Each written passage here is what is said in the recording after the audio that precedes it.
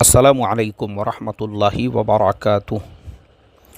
मोहतरम भाइयों, बुज़ुर्गों, दोस्तों, अभी सुबह सुबह एक न्यूज़ पढ़ने के लिए मिली कि एक चीनी अमेरिकी नागरिक अधिकार समूह ने पूर्व अमेरिकी राष्ट्रपति डोनाल्ड ट्रंप के ख़िलाफ़ कोविड-19 वायरस को चीनी virus, Wuhan virus, kung flu virus बुलाने को लेकर 2.29 करोड़ रुपीस यानी इंडियन जो है 166 करोड़ का मुकदमा दायर किया है।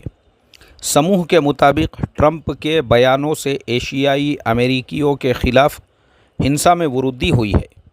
न्यूज़ का खुलासा अब हम आपको बताते हैं कि अमेरिका में रहने वाले जो चीनी लोग हैं उनका एक संगठन है वहाँ पे, यानी उनका अपना एक फाउंडेशन, एक पूरी का पूरी जमात है उनका भी अपना जो है उनके राइट्स के लिए लड़ाई लड़ने वाला एक उनका जो संगठन था, उसने अमेरिकी राष्ट्रपति के ख़िलाफ़ में, जो अमेरिकी राष्ट्रपति डोनाल्ड ट्रंप, आप लोग मेरा सबक जो लोग पाबंदी से सुनते हैं उनको याद होगा, मैं अक्सर ये बताते रहता हूँ कि ट्रंप ने कभी भी कोरोना वायरस को कोरोना वायरस नहीं कहा। वो कभी बोलते हैं ये चीनी वायरस है, कभी बोलते हैं वुहान वायरस है, कभी उसको कुंग फ्लू, मतलब उसका मजाक उड़ाकर उसको चीन से जो है वो जोड़ देते थे।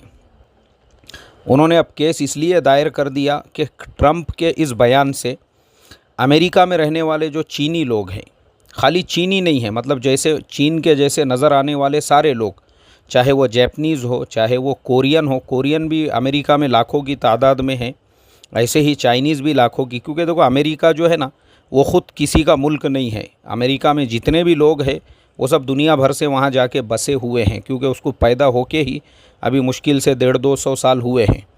तो इस वजह से अमेरिकन ख़ुद कोई आबादी नहीं है, बल्कि अमेरिका में जो लोग हैं वो सब बाहर से जाके बसे हुए हैं। तो इस वजह से चीनी लोगों की भी बहुत बड़ी तादाद है वहाँ पे। अब लोगों को बुरा लगा क्योंकि उन पे अटैक हो रहे हैं। पिछले दिनों में भी हमने पढ़े हैं कि कई कोरियन लोगों के ऊपर भी अटैक हुए, हमले हुए, लोग उनको भी चीनी समझने लगे। मतलब अब उनको क्या मालूम है कौन कोरियन है कौन जापान है, क्योंकि वो सब एक जैसे नज़र आते हैं। इस वजह से उन्होंने डोनाल्ड ट्रंप के ख़िलाफ़ में ये केस दायर कर दिया। अब मेरे मोहतरम दोस्तों, हम आते हैं मेन पॉइंट के ऊपर। अल्लाह के नबी सल्लल्लाहु अलैहि वसल्लम ने अपने दुश्मनों का जो मुकाबला किया था, मैं हमेशा बताता हूँ, हमेशा जापान की जो मिसाल देता हूँ कि जापान ने सुलह हुदैबिया का वाक़या उनके पार्लियामेंट में बाज़ाब्ता सुनाया गया, उनके मजहबी रहनुमा ने उसके ऊपर अमल करने के लिए कहा। लेकिन ये जो सुन्नत है ना, ये सुन्नत हम मुसलमानों में नहीं है। हम मुसलमान जो है ना कोई भी काम, मिसाल के तौर पे खामोशी के साथ में, एक सुई के साथ में हम क्या कर रहे हैं जब तक कि उसका रिज़ल्ट नहीं आता, ये एक यानी ये चीज़ हमारे अंदर नहीं है। अब जैसा हम ऐसे जोशीले जज्बाती, अभी वो फ़लस्तीन और इज़राइल की लड़ाई ख़त्म भी नहीं हुई तो हमारे कुछ मजहबी रहनुमाओं ने जो उम्मत को जोश और जज्बात का अफ़ीम पिला रहे थे, चिल्ला चिल्ला के बोलना शुरू कर दिया, जश्न मनाइए, धूम मनाइए, ऐसा। और कौम को अच्छा लगता है ऐसा। मतलब मेरे जैसा आदमी जो सुलह हुदैबिया की बात करने वाला है, ऐसों को तो कौम आरएसएस का, यहूदियों का एजेंट समझती है, लेकिन उनके ओरिजिनल रहनुमा उन्हीं को समझती है जो कौम को धूम धड़ाके वाला इस्लाम, बाजे गाजे वाला इस्लाम, ढोल ताशे वाला इस्लाम, डीजे, कौम को लगता है ये वाक़ई में ये ओरिजिनल, हमारा ओरिजिनल रहनुमा ये है जो हमको इस तरीक़े से जोश, जज्बा, जश्न मनाने का है, रैली निकालने का है, घरों पे झंडे लगाओ, बाइक पे झंडे लगाओ, रोडों पे झंडे लगाओ, गाड़ियों पे झंडे लगा के अपने को बोले जुम्मे के दिन पूरे गांव में ऐसा माहौल बनाने का है ना, पूरे गांव के अंदर जो दूसरे समाज के और लोग भी रहने वाले हैं लगना चाहिए उनको। अरे क्या ज़रूरत है भाई, किसने बोला आपको धूम धड़ाका? मगर अब मैंने जैसा पहले ही बता दिया आपको, कौम को प्यार मोहब्बत संजीदगी वाली नहीं समझ में आती, नहीं। हाँ, ये बात और है कि यही सुन्नत मुसलमानों में तो है नहीं, लेकिन उन लोगों ने इस सुन्नत को लिया। जैसा अभी ये जो चीनी नागरिक अमेरिकी जो समूह हैं, ये लोग अगर चाहते तो डोनाल्ड ट्रंप के ख़िलाफ़ में प्रोटेस्ट कर सकते थे, क्योंकि अमेरिका जो है वो एक डेमोक्रेसी है, इनको भी पूरा पूरा राइट है डोनाल्ड ट्रंप के ख़िलाफ़ प्रोटेस्ट करने का, रोडों पे निकलने का, रास्तों पे निकलने का, धरने देने का, आंदोलन करने का। मगर मैं हमेशा बोलता हूँ, चाइना, आप समझ ही नहीं सकते हैं चाइना की पॉलिसीज़ को। खामोशी के साथ शी जिनपिंग कभी चिल्लाएंगे नहीं, कभी कुछ नहीं बोलेंगे, लेकिन सबकी कमर तोड़ दी। उन्होंने ट्रंप को चैलेंज किया था, तेरा वो हाल करूँगा, न्यूयॉर्क की सड़कों पे भीख मांगता फिरेगा तू।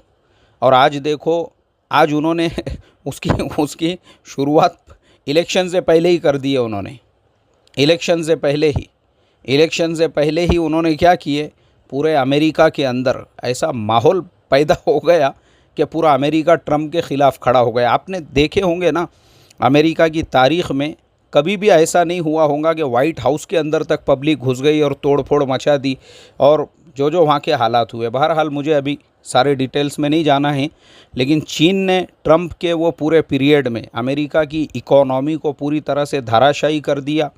और वो ख़त्म करने के बाद अभी भी उन्होंने रोड पे नहीं, रोड पे नहीं निकलना है, धरने नहीं देना है, प्रोटेस्ट नहीं करना है, डीजे धींगाना, बाइक रैली, झंडे, ये नहीं करने का अपने को। शी जिनपिंग ने बोले ये सब नहीं, ये झोपड़पट्टीपन है, इसको झोपड़पट्टीपन कहते हैं।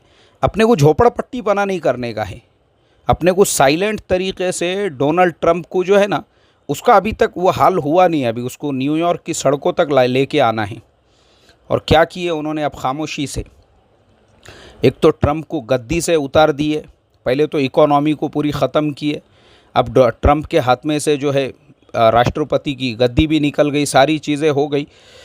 अब जब ये केस उन्होंने उसके ऊपर दायर कर दिए, 166 करोड़ रुपये का मुकदमा उसके ऊपर अब दायर हो गया है। इस तरीके से उसके ख़िलाफ़ में जंग लड़ने का है।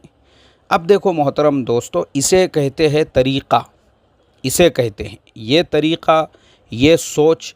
मैं बता रहा हूँ ना आपको, ये बता रहा हूँ मैं, ये एशियन मुल्कों की तरक्की और कामयाबी का एक बहुत बड़ा राज है, जो उन्होंने सुलह हुदैबिया वाली, जो अल्लाह के नबी सल्लल्लाहु अलैहि वसल्लम का की जो सुन्नत है, उसको ज़िंदा किया उन्होंने वहाँ पे। और हमारा इंडिया का हाल ये है, भले घर में खाने को जवारी बाजरी ना हो, वो भी बदर और ओहद से कम पे राज़ी नहीं होगा, उससे कम पे तैयार नहीं होगा।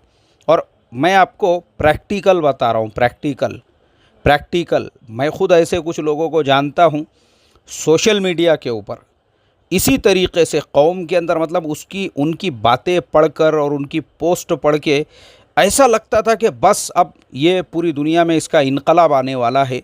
लेकिन मैंने देखा वैसे ही लोग, अल्लाह हिफाजत फरमाए, अभी जो कोरोना के अंदर जो बहुत सारे लोग सदका, ज़कात और जो किट बांट रहे थे, वहाँ पे उन्होंने अपने घर की मस्तूरात को लाइन में खड़ा किया हुआ है। अम्मा खड़े हुए हैं, वाइफ खड़ी हुई है वो थैली लेने के वास्ते में। तो मैंने एक से पूछा, दूर खड़े हुए थे वो, मैं बोला चलो चाय वगैरह कुछ लेंगे। नहीं बोले यार, वो हमारे अम्मा जो है वो लाइन में है। मैं बोला यार, तुमने अम्मा को लाइन में खड़े करे, ख़ुद खड़े नहीं रहे क्या लाइन में? क्या बात कर रहे? बोले तुम, सोशल मीडिया का स्टार हूँ ना मैं, सोशल मीडिया का स्टार। किसी ने, एक आधे ने देख लिया कि मैं भी लाइन में खड़ा है तो मेरी इमेज का क्या होगा, मेरी इमेज का, क्योंकि मैं तो एक इनकलाबी शख्सियत हूँ ना। मेरी पोस्ट पढ़ पढ़ के ऐसा इनकलाब आ चुका है दुनिया के अंदर। मेरी जो बातें हैं, मैं जो जोश, जो जज्बात नौजवानों में भर देता हूँ, लोगों को लगेगा कि अपने जोशीले और जज्बाती जो काइद साहब है, वो ख़ुद भी किट लेने के वास्ते लाइन में खड़े हुए हैं। मगर देखो उनकी मर्दानगी काबिल तारीफ़ है ये, कि जो जिहाद से कम पे नीचे उतरने को तैयार नहीं, और बस जो इज़राइल को मुँह तोड़ जवाब दे देना चाहते हैं, और जो बस फ़लस्तीन में जाके जो है एक इनकलाब लेके आ जाना चाहते हैं, वो यहाँ पे लाइन में भी खड़े रहने को तैयार नहीं है। अम्मा जान खड़े हुए हैं लाइन में, और बातें जिहाद की हो रही है, और बातें इज़राइल को मुँह तोड़ जवाब देने की हो रही है, और बातें जो है बस अल्लाह ही हम तमाम लोगों को समझ अता फ़रमाए मोहतरम दोस्तों, और हमको दर्स और सबक लेने वाला बनाए। इसीलिए मैं 1000 मरतबा यही बोलूँगा, मुसलमानों, हमारे प्रॉब्लम्स का सॉल्यूशन अल्लाह के नबी सल्लल्लाहु अलैहि वसल्लम की सीरत में है, अल्लाह के नबी सल्लल्लाहु अलैहि वसल्लम की सीरत में है। और उनसे हटकर उनसे हटकर यानी सीरत से हटकर जितने भी तरीक़े हैं, चाहे वो तुमको कितने भी खुशनुमा डीजे, धिंगाना, बाइक रैली, झंडे कितनी भी खूबसूरत नज़र आने दो, वो सिर्फ़ और सिर्फ तुमको दुनिया और आखिरत की बर्बादी में ले जाने वाले हैं। अल्लाह हमको समझ अता फ़रमाए। अस्सलामु अलैकुम व रहमतुल्लाहि व बरकातुहू।